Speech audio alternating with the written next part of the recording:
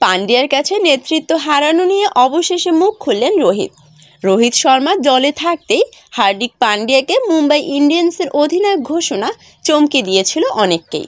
মুম্বাইয়ের সমর্থকরা যে এটি পছন্দ করেনি তা স্পষ্ট হয়ে যায় রাতারাতি ফ্রান্সের সামাজিক যোগাযোগ মাধ্যম অনুসারী উল্লেখযোগ্যভাবে কমে যাওয়ার ঘটনায়। পরে তো মুম্বাই মাঠে নামলে পান্ডিয়াকে ধুয়ে দিয়েছিল গ্যালারির দর্শক। মুম্বাই ইন্ডিয়ান্সের অধিনায়কত্ব নিয়ে এত কিছু ঘটে গেলেও চুপেই ছিল রোহিত শর্মা। পান্ডিয়ার নেতৃত্বে প্রায় 1.5 মাস খেলার পর অবশেষে নীরবতা ভেঙেছেন ভারতের তারকা ওপেনার।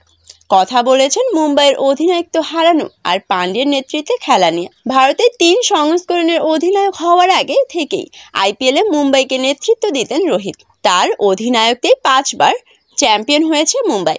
সেই রোহিত দলে থাকা অবস্থায় পান্ডিয়াকে গুজরাট টাইটান্স থেকে এনে অধিনায়ক বানিয়েছে মুম্বাই।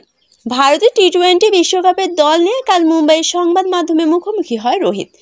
সেখানে তাকে পান্ডিয়ার নেতৃত্বে খেলার অভিজ্ঞতা সম্পর্কে জানতে চান এক সাংবাদিক।